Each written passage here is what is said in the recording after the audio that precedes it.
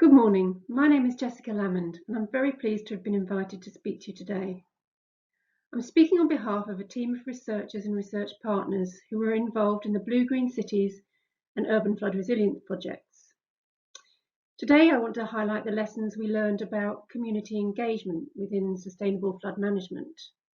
And I want to go beyond the general positivity encapsulated in the phrase, "Everybody loves a bit of nature." But first, I need to talk about the importance of blue-green infrastructure and sustainable flood risk management. Urban flooding is on the increase for two main reasons. The first is a warmer and wetter world, resulting in sea level rise and increased rainfall in many parts of the world.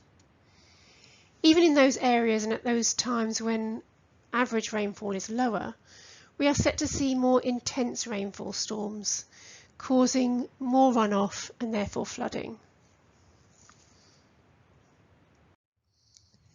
This is coupled with increased urbanisation, fuelled by population expansion that is set to continue until at least the 2050s, and economic drivers that lead to migration to urban areas. Urban development leads to decreased permeability, and in turn to increased surface water runoff, from 10% of a natural catchment to about 55% in dense urban areas. And this runoff over large urban areas results in more flooding. It's a global problem. It's a global problem, but there isn't one global solution. The response to flooding depends on a lot of factors, including the type of flooding, its severity and frequency, the kind of infrastructure in its way, and the responses happen at different spatial scales. So there are solutions at a catchment scale, such as flood storage, dams and reservoirs in the upper catchment. There are solutions at a city scale, barriers and barrages, and conveyance through and out into the surrounding waters.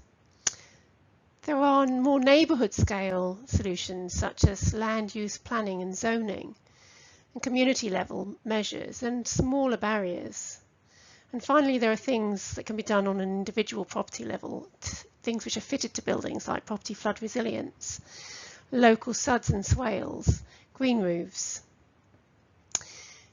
There's also a categorization between those sort of more hard engineered structures that we're more used to thinking about as a flood response measure, and the more soft and nature-based solutions that are increasingly being thought about in order to make flood response and flood resilience more sustainable in the long term. Blue-green infrastructure is a catch-all term that we use to describe this. Some people talk about nature-based solutions or low-impact development. These are overlapping concepts. But our project was the Blue-Green Cities project, and it looked at a city scale.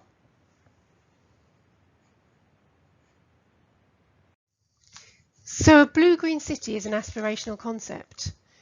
Fundamentally, the city seeks to recreate a more natural water cycle. The water management benefits are broader than flooding and include water storage and water quality improvements through infiltration, reducing pollutants. The blue and green spaces created as part of this blue-green vision can provide a range of co-benefits as well. The spaces can be attractive, and they can offer a range of recreational and relaxation opportunities for local residents. They can create a habitat for water and land-based flora and fauna. There are carbon sequestration benefits and improved air quality. The blue and the green spaces also have a cooling effect on a city. If the schemes are well designed, they would have social and educational benefits. But critically, as we're thinking at a city scale, it's important that these blue and green spaces connect with each other, that they also connect with and enhance the conventional water management services and drainage, and that they integrate with other urban systems to create an integrated whole. Although there should be a citywide vision ideally, the implementation of BGI is delivered through a variety of schemes in different locations across the city. Some examples of the types of measures are shown here, and they include multifunctional floodable green spaces, ponds, river naturalisation, street-side swales, permeable paving, infiltration strips and tree pits, green walls and green and blue roofs, rain gardens and water barrels. But one thing that they all have in common is that they are highly visible in the urban environment, and the local community interact with them on a daily basis. It makes sense then to understand how communities are and how they can be engaged in the design and management of such spaces. And that brings me to our research. The aims for the communities stream of our research was driven by the lack of understanding of perceptions and preferences of communities in and around BGI. There was very little known about how BGI is valued by local communities. While we can quantify the measurable flood risk reduction, we don't know how communities value sustainable flood and water management. In addition, many of the multiple benefits, amenity and aesthetics, for example, are difficult to quantify as they are quite subjective. And while policy and practice in the UK, across Europe and elsewhere, encourage sustainable water management, we don't know what the people on the ground think about it. In Blue-Green Cities, we sought to better understand these perceptions and preferences of the local communities. And in Urban Flood Resilience Project, we went on to explore how community engagement can make blue-green infrastructure more sustainable. Throughout the projects, we operated across a number of different study sites, collecting both quantitative and qualitative data.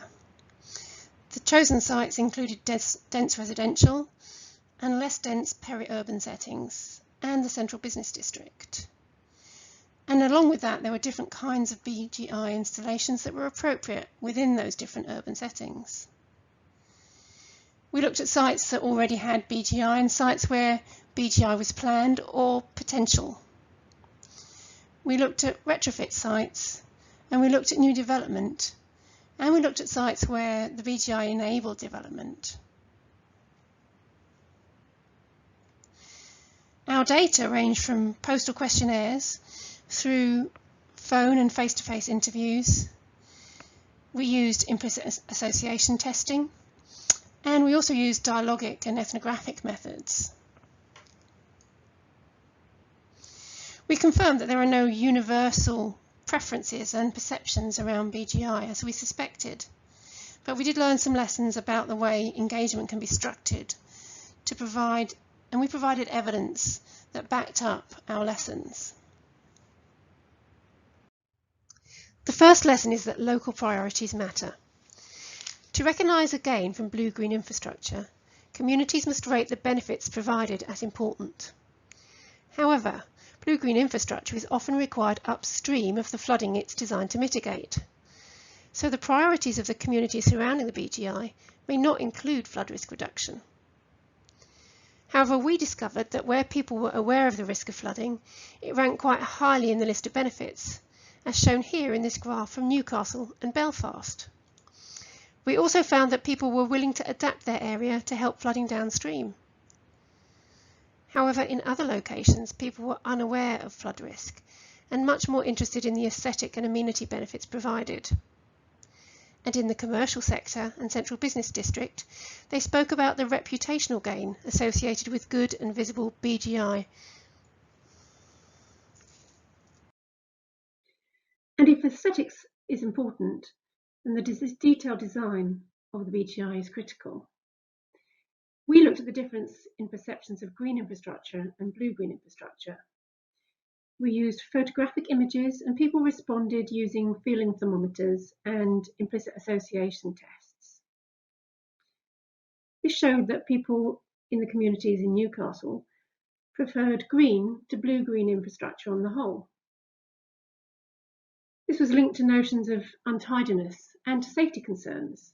And these are concerns that were reflected in our conversations with people. For example, in Portland, Oregon, people disliked tall reed grass in their rain gardens because they didn't like the look of it and because they were concerned about safety.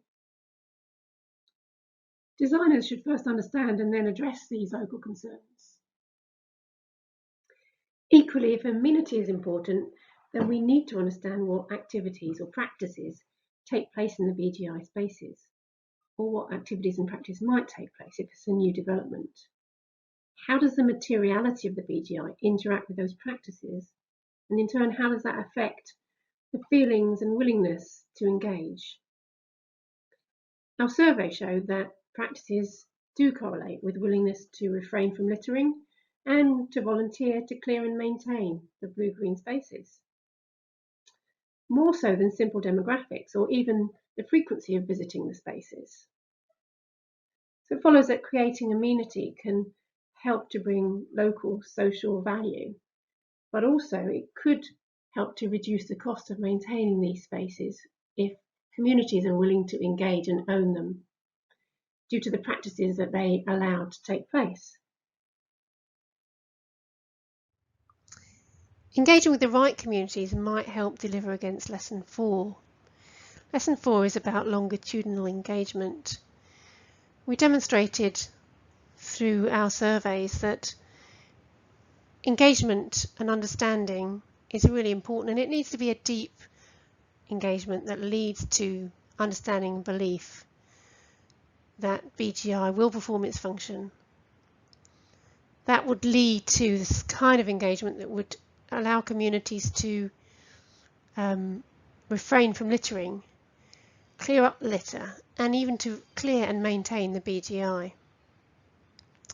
But we also found in our research, in sites that had been established for a long time, that most of the residents that we spoke to didn't really understand or know what those installations are for. They become part of the urban landscape, may be accepted, but without understanding that they're there for a purpose, and without understanding necessarily the importance of maintaining and clearing and behaving in a particular way. So, for example, in a site of permeable paving in Bristol, very few of the residents at a residents' meeting even knew what the permeable paving was for, and those that did had quite mistaken ideas about how it should be maintained in order to continue to perform its function, including pouring concrete down the cracks to prevent the weeds from growing.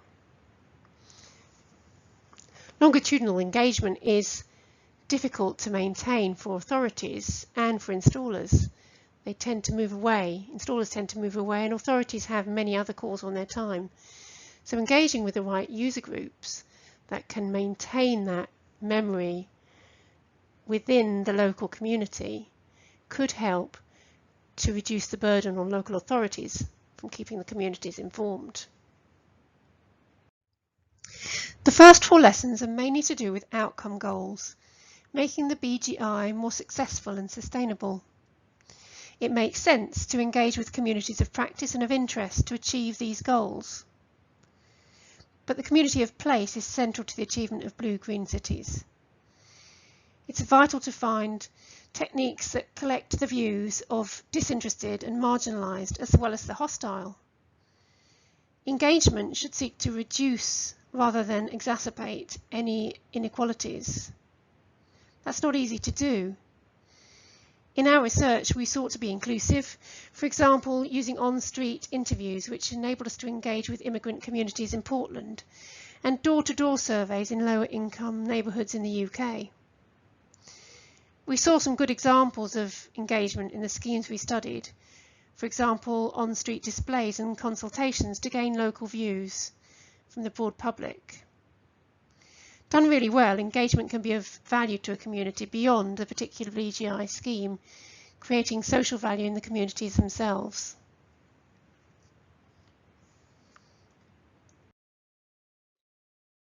So to sum up, in our research, we succeeded in both deepening and broadening the understanding of perceptions and preferences around BGI.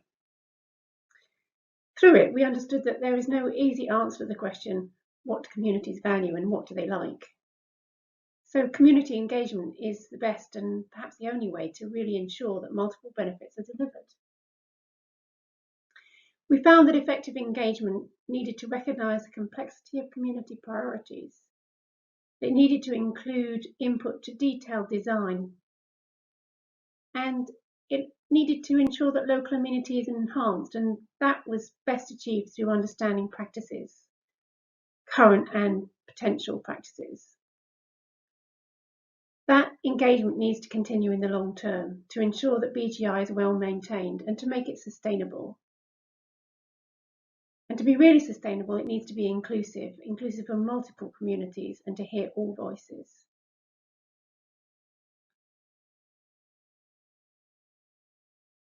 If you want any more detail about the specific studies that I've summarised in this presentation, some of the publications from the consortium are there in that list, and I'm of course available to answer any questions in the panel session that follows. Thanks for listening, and I'd just like to acknowledge the funder, EPSRC, without whom the research would have been impossible, but also to acknowledge our research partners and the communities and respondents that helped us in achieving our research goals.